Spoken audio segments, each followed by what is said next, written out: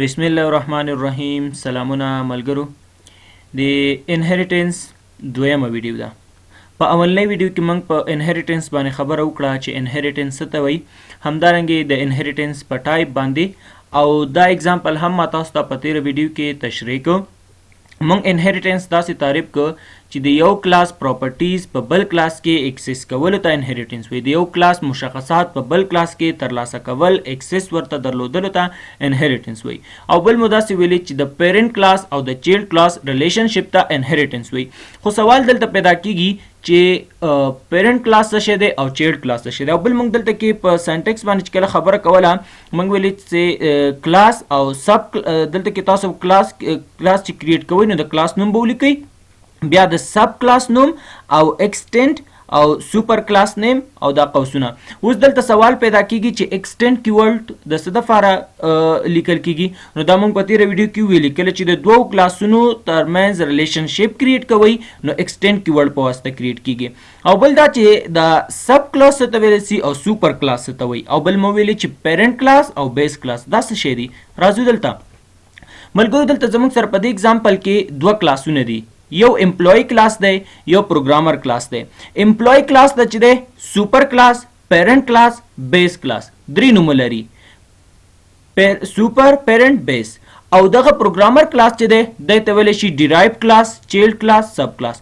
بعضې ځای کې به مثلا تاسو نه یا امتحان کې یا یو کس تاسو پوښتنه کوي داسې اگزامپل به تاسو ته درکړي، درته وایي به چې دا امپلوی کلاس چې دا امپلوی کلاس ته څه ویلی شي، سوپر کلاس ورته وایي که پیرنټ کلاس ورته وایي. نو تاسو به غلطوي چې یاد مو وي چې دغه کلاس ته سوپر، پیرنټ، بیس درې وړه نومونه ورته اخیستی شو. که چا ویلي چې دا پیرنټ کلاس دی نو صحیح دی، که چا ویلي چې سوپر دی صحیح دی، که چا ویلي بیس دی صحیح دی. نو درې نومه ورته اخیستی شو. همدارنګه پروګرامر کلاس ته هم همداسې چې ډرایو، چیلډ، سب صحیح ده. اوس خبره کوو موږ په سنګل انهریټنس باندې چې سنګل انهریټنس څه ته ویلی شي.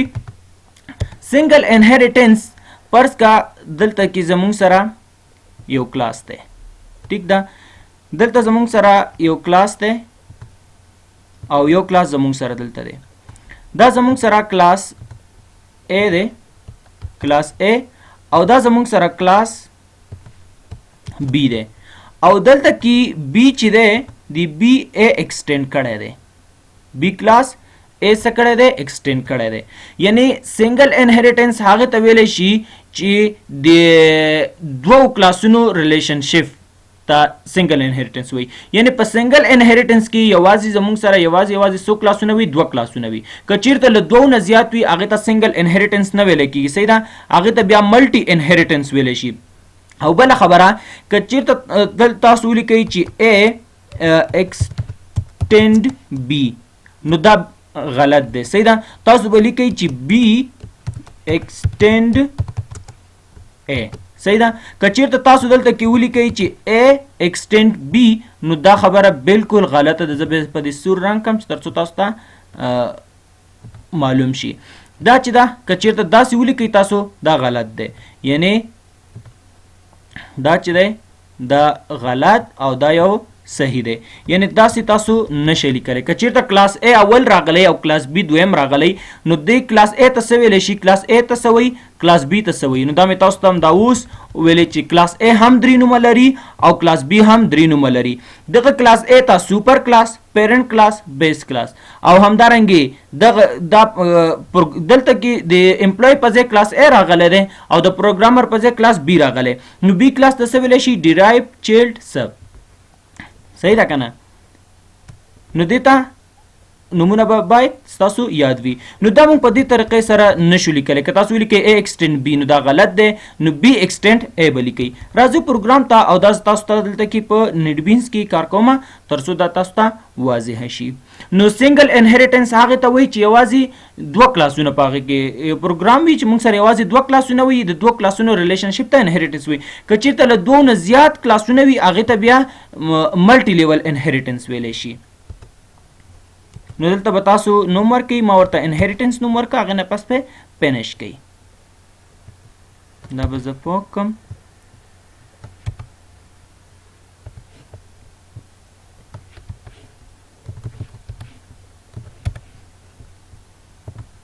دلته یو کلاس جوړوم क्लास په نوم دی A په نوم باندې ما یو کلاس جوړ کو A زما سره already شته دې ته به زه C نوم ورکم C په نوم باندې ما یو کلاس جوړ کو دلته زه ورته وایم چې string name صحیح ده او دلته زه ورته وایم چې یو student نوم ورته ورکوم صحیح ده حکمت الله سراج مې ورکو ٹھیک ده او دلته راځم ورته وایم string id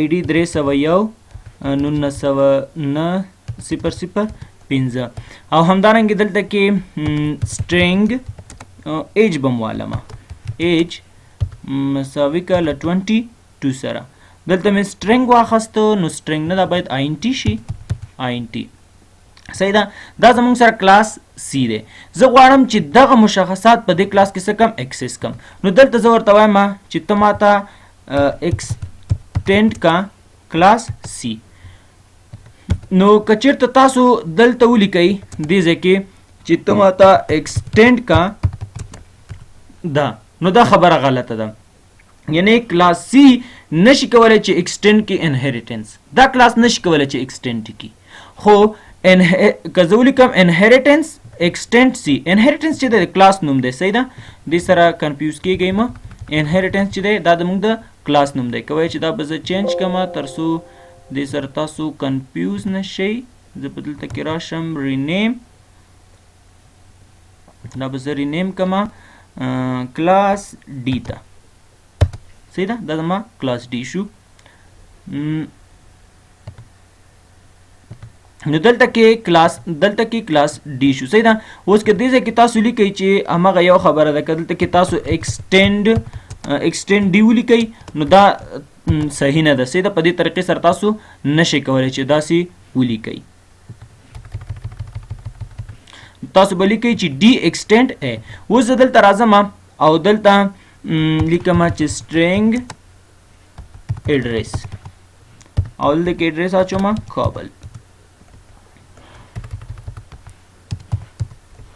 سیمیکولن اوس ملګرو موږ به د کوم کلاس object جوړو object به د D کلاس جوړو ځکه که چیرته تاسو د D کلاس object جوړ کړئ نو تاسو دا هم اکسس کولی شئ خو که چیرته تاسو د C کلاس object جوړ کړئ نو تاسو یوازې دا اکسس کولی شئ او دا یو نشئ اکسس کولی یعنی که D کلاس object مو جوړ کړ نو تاسو دا کلاس پراپرټیز یا د دې کلاس ډیټا یا د دې کلاس مشخصات د دې کلاس کې څه چې دي هغه هم که فنکشن وي که وریبل هر څه چې وي کنسټرکټر هر څه وي هغه ته کولی شئ چې اکسس یې کړئ خو که چیرته د A کلاس د C کلاس object جوړ کړي ته بیا د D کلاس مشخصات نشي کولی چې اکسس کړي یعنی D کلاس چې هغه ډیټا لري هغه ته نشي کولی اکسس کړي زه راځم او د D کلاس object جوړم د دواړو کلاسونو object جوړم تر څو تاسو دا کلیر شي دلته به زه ولیکم obj یعنی object نوم دلته به ولیکم new keyword D صحیح ده اوس ګورئ زه چې obj ډاټ ولیکم نو ماته به name id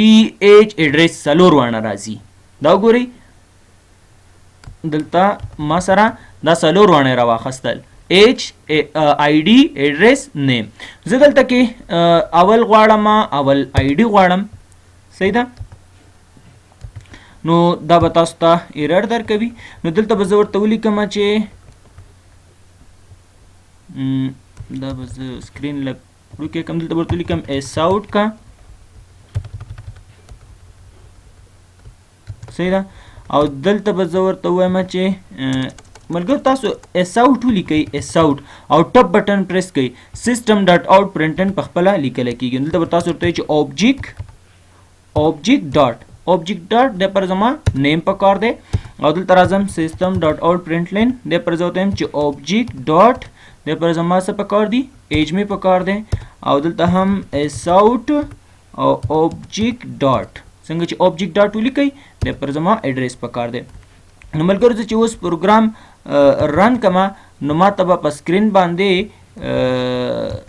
څه شو کیږي سکرین باندې به ما ته ID name age دا به ما ته شو کیږي نو دا ګورئ ملګرو دا زمونږ ID شو دا name شو دا age او دا اډریس. دلته زه راځم او دې ځای کې زه یو میسج ورته ږدم، تاسو مونږه پوه شو چې دا څه شی دي. دلته دا زه ورته ولیکم چې سټوډنټ آی ډي ای، صحیح ده. سټوډنټ آی ډي چې ده دا شی ده، دا به زه کاپي کړم،